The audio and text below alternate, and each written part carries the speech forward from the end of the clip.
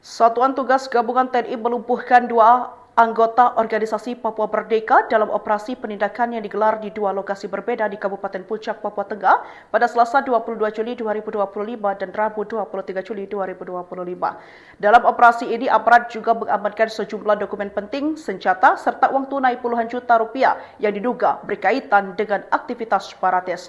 Dari lokasi operasi di Kampung Kunga, aparat menyita sejumlah barang bukti lainnya, yakni uang tunai jutaan rupiah serta dokumen berisi permintaan dana. Aparat juga menemukan perlengkapan komunikasi dan logistik yang dinilai memperkuat dugaan adanya aliran dana ilegal untuk mendukung aksi kelompok separatis.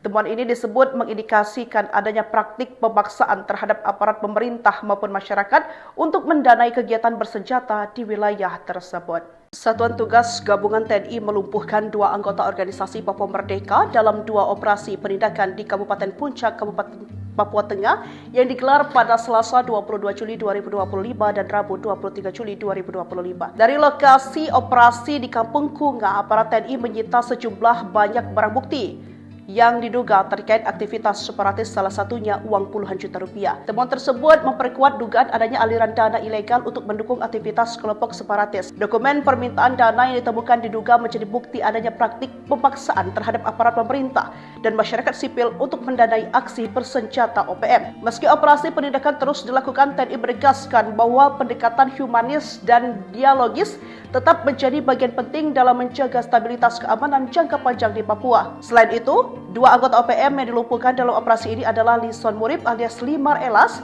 di Kampung Kunga, Distrik Ilaga, dan Alena Murib alias Alerit Murib di Kampung Kenalu, Distrik Onorik. Keduanya diketahui aktif dalam aksi bersenjata dan teror terhadap masyarakat sipil di wilayah Pegunungan Tengah, Papua.